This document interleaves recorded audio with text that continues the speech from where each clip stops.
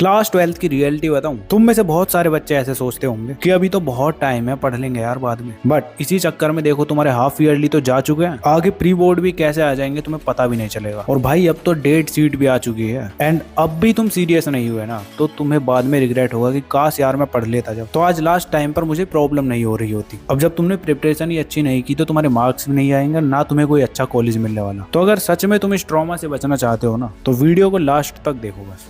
So hi everyone, this is Mukul Bhardwaj और आज की वीडियो में हम बात कर रहे होंगे क्लास 12th के कंप्लीट रोड मैप की आफ्टर डेट शीट। तो सबसे पहले मैं तुम्हें बताऊंगा मस्ट डू थिंग्स जो तुम्हें करनी ही करनी है, ठीक है। उसके बाद मैं तुम्हें बता रहा हूँ चैप्टर वाइज सीक्वेंस, किस तरह से तुम्हें अपने अब इन 2 से 3 महीने के अंदर अपने सिलेबस को कंप्लीट करना है, ठीक है। एंड उसके बाद होगा सब्जेक्ट वाइज स्ट्रेटजी, एक सब्जेक्ट को कंप्लीट करने के लिए तुम्हें क्या क्या करना है वो सब मैं तुम्हें इस वीडियो में बता रहा हूँ। तो चलो फिर स्टार्टिंग करते हैं मस्ट डू थिंग्स से। ये 4 थिंग्स है, इनको तुम्हें अच्छे से फॉलो करना है। फर्स्ट है तुम्हारा डेली सेल्फ स्टडी रूटीन, जिसके अंदर तुम्हें हर दिन नए कॉन्सेप्ट्स को पढ़ना है और पुरानों को रिवाइज करना है और साथ के साथ प्रैक्टिस करनी है। और प्रैक्टिस के लिए तुम्हारी सेकंड थिंग है सॉल्व प्रीवियस ईयर क्वेश्चंस। अब देखो मुझे ये बताने की तो जरूरत है नहीं कि तुम्हें लेक्चर पर फोकस करना है या नोट्स बनाने हैं, वो तो तुम ऑलरेडी कर ही रहे होंगे। तो उसके बाद क्या करना है वो है ये सब, ठीक है। तो प्रीवियस ईयर क्वेश्चंस तुम्हें जरूर लगाने हैं, कम से कम लास्ट 5 ईयर्स के प्रीवियस ईयर क्वेश्चंस तुम्हें सॉल्व करना है बस, ठीक है। और थर्ड मस्ट डू थिंग है तुम्हारी सॉल्व सैंपल क्वेश्चन पेपर्स। इनकी हेल्प से ही तुम्हें पता चलेगा तुम्हारे बोर्ड एग्जाम का क्या पैटर्न होने वाला है इस बार। और साथ में प्रैक्टिस के लिए तो मस्ट डू है ही।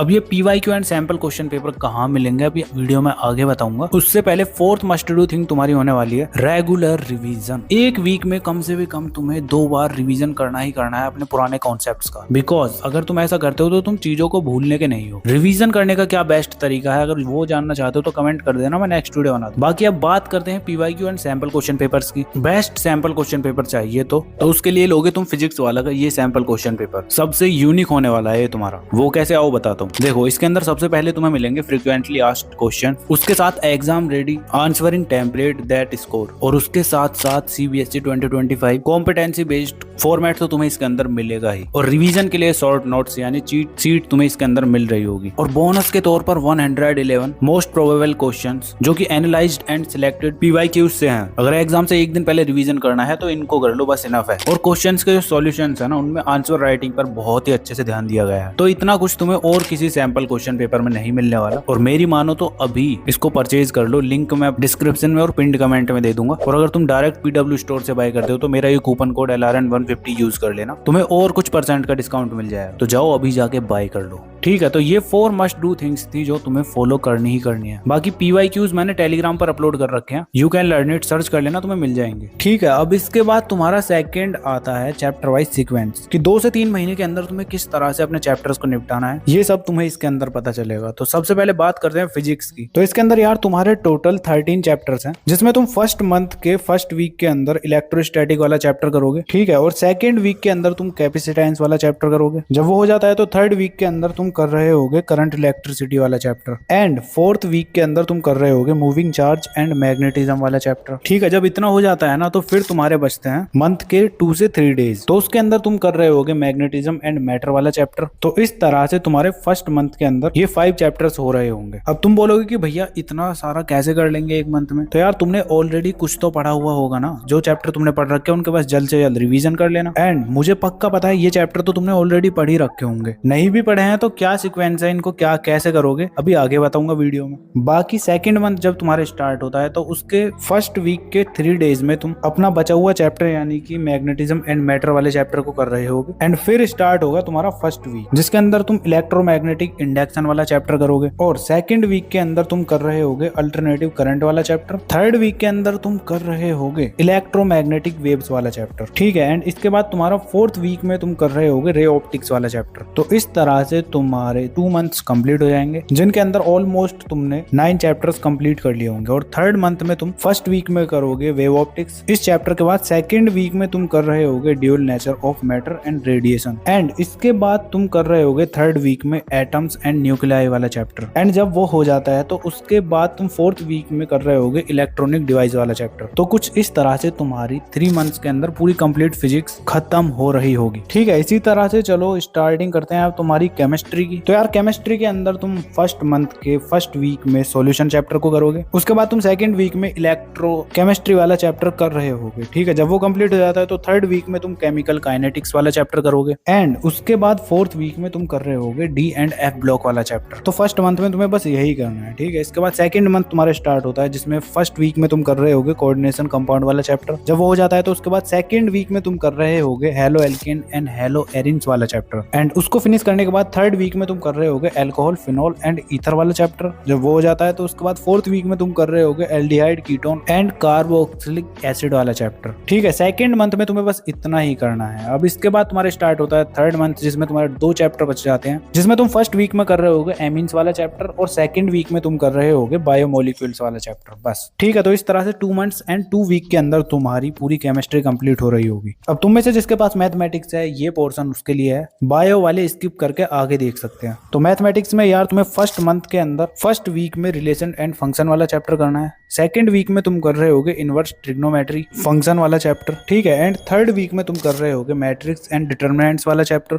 जब वो हो जाता है तो 4th वीक में तुम कर रहे होगे कंटिन्यूटी एंड डिफरेंशियबिलिटी वाला चैप्टर, ठीक है। इस तरह से तुम्हारा एक मंथ के अंदर ये चैप्टर्स कंप्लीट हो रहे होंगे। अब आता है तुम्हारा सेकंड मंथ। तो सेकंड मंथ के फर्स्ट वीक में तुम कर रहे होगे एप्लीकेशन ऑफ डेरिवेटिव्स वाला चैप्टर, ठीक है। उसके बाद वीक 2 में तुम कर रहे होगे इंटीग्रल्स वाला चैप्टर। आई नो एक वीक में कंप्लीट नहीं होने का, बट मैं तुम्हें हर मंथ में 4 वीक बोल रहा हूँ। 4 वीक मतलब 28 डेज, तो तुम्हारे पास फिर भी एक्स्ट्रा 2 से 3 डेज रहते ही रहते हैं, तो उसके अंदर तुम इन चैप्टर्स को कर सकते हो, ठीक है। इसके बाद तुम्हारा थर्ड वीक में तुम कर रहे होगे एप्लीकेशन ऑफ इंटीग्रल्स, ठीक है। और 4th वीक के अंदर तुम कर रहे होगे डिफरेंशियल इक्वेशन वाला चैप्टर। तो कुछ इस तरह से 2 मंथ्स के अंदर तुम इन 8 चैप्टर्स को कर रहे होगे। एंड अब स्टार्ट होता है तुम्हारा थर्ड मंथ। तो थर्ड मंथ के अंदर फर्स्ट वीक में तुम कर रहे होगे वेक्टर अलजेब्रा वाला चैप्टर, सेकंड वीक में तुम कर रहे होगे 3D जियोमेट्री वाला चैप्टर, ठीक है। उसके बाद थर्ड वीक में तुम कर रहे होगे लीनियर प्रोग्रामिंग वाला चैप्टर और फिर बच जाता है तुम्हारा लास्ट चैप्टर जो कि तुम लास्ट वीक में कर रहे होगे प्रोबेबिलिटी, ठीक है। तो कुछ इस तरह से तुम्हारा मैथमेटिक्स 3 महीने के अंदर कंप्लीट हो रहा होगा। कैसे करना है, क्या क्या करना है, अभी आगे बताऊंगा। बाकी अब तुम्हारा नेक्स्ट सब्जेक्ट आता है बायोलॉजी, जिसके अंदर तुम्हारा फर्स्ट मंथ के फर्स्ट वीक में तुम्हें चैप्टर करना है sexual reproduction in flowering plants और सेकंड वीक में तुम्हें करना है ह्यूमन रिप्रोडक्शन, थर्ड वीक में तुम्हें करना है रिप्रोडक्टिव हेल्थ, 4th वीक में तुम कर रहे होगे प्रिंसिपल ऑफ इनहेरेंस एंड वेरिएशंस, ठीक है। फर्स्ट मंथ के अंदर तुम्हें ये चैप्टर्स करने हैं। इसके बाद सेकंड मंथ में तुम फर्स्ट वीक में कर रहे होगे मॉलिक्यूलर बेसिस इनहेरियंस, सेकंड वीक में तुम कर रहे होगे एवोल्यूशन वाला चैप्टर, थर्ड वीक में तुम कर रहे होगे ह्यूमन हेल्थ एंड डिजीज वाला चैप्टर, 4th वीक में तुम कर रहे होगे माइक्रोबीज इन ह्यूमन वेलफेयर, ठीक है। तो कुछ इस तरह से सेकंड मंथ में तुम्हारे ये चैप्टर्स होंगे। इसके बाद मंथ थर्ड की स्टार्टिंग होगी, जिसके फर्स्ट वीक में तुम कर रहे होगे biotech principle and progress, second week में तुम कर रहे होगे biotech and its applications, third week में तुम कर रहे होगे ऑर्गेनिजम्स पॉपुलेशंस, ठीक है। और 4th वीक में तुम कर रहे होगे इकोसिस्टम वाला चैप्टर और उसके साथ साथ कर रहे होगे बायोडाइवर्सिटी एंड इट्स कंजर्वेशन। तो इस तरह से तुम्हारी बायोलॉजी भी पूरे 3 मंथ्स के अंदर कंप्लीट हो रही होगी। तो अब तुम्हारा आता है next part subject wise strategy का, जिसके अंदर तुम्हें डे वाइज कैसे चैप्टर्स को कंप्लीट करना है वो बताता हूँ। तो पहले स्टार्टिंग करते हैं फिजिक्स से ही। तो फिजिक्स के अंदर यार तुम डे 1, 2 एंड 3 पर लेक्चर अटेंड करोगे और नोट्स बनाओगे। या तो तुम्हारे पास कोई ऑनलाइन बैच हो, अगर नहीं है तो कोई टेंशन नहीं है, यूट्यूब से पढ़ो और नोट्स बनाओ, ठीक है।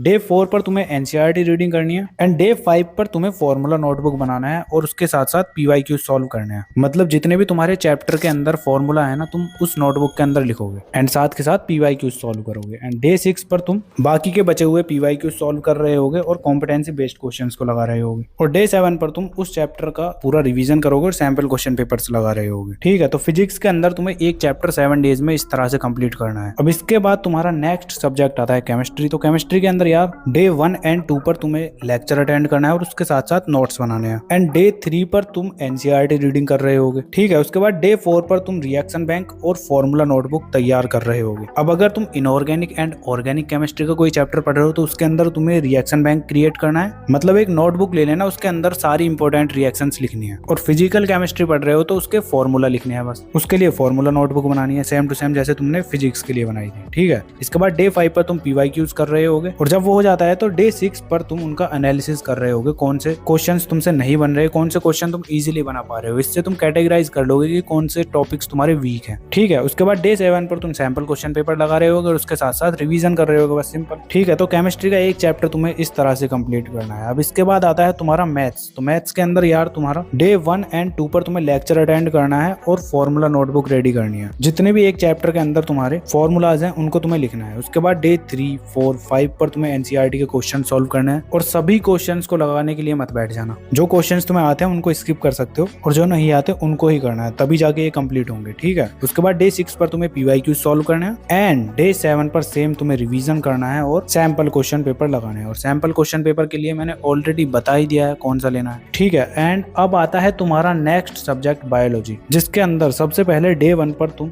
लेक्चर अटेंड करोगे और नोट्स बनाओगे, सेम डे 2 पर यही करोगे, ठीक है। उसके बाद डे 3 पर तुम NCERT रीडिंग करोगे और डे 4 पर भी NCERT रीडिंग करोगे। जब वो हो जाता है तो डे 5 पर तुम नोट्स अच्छे से कंप्लीट कर रहे होगे जो तुम्हारे बाकी रह गए हैं, ठीक है। एंड इसी तरह से डे 6 पर तुम PYQ सॉल्व कर रहे होगे, उससे तुम्हारी प्रैक्टिस और अच्छी हो जाएगी। और इसी तरह से डे 7 पर भी तुम रिवीजन करोगे और सैंपल क्वेश्चन पेपर लगाओगे। और सैंपल क्वेश्चन पेपर तो यार मंगा के रख लो, तुम्हारे लिए अब बहुत ज्यादा इंपॉर्टेंट होने वाले हैं। तो लिंक डिस्क्रिप्शन में है यार, क्लिक करके मंगा लेना अभी। बाकी अब तुम्हें किस तरह से कैसे कैसे चैप्टर्स को कंप्लीट करना है अब पता चल चुका है ना। अब अगर तुम इस रोड मैप को फॉलो करने के लिए रेडी हो तो कमेंट में अभी लिख दो आई एक्सेप्टेड द चैलेंज, ठीक है। और नेक्स्ट वीडियो किस टॉपिक पर चाहिए कमेंट करके बता देना। बाकी तुम्हें अपनी स्क्रीन पर ये वीडियो शो हो रही होंगी, तुम इनको भी देख सकते हो। तो चलो फिर मिलते हैं नेक्स्ट वीडियो में, तब तक के लिए keep learning, keep studying and keep smiling.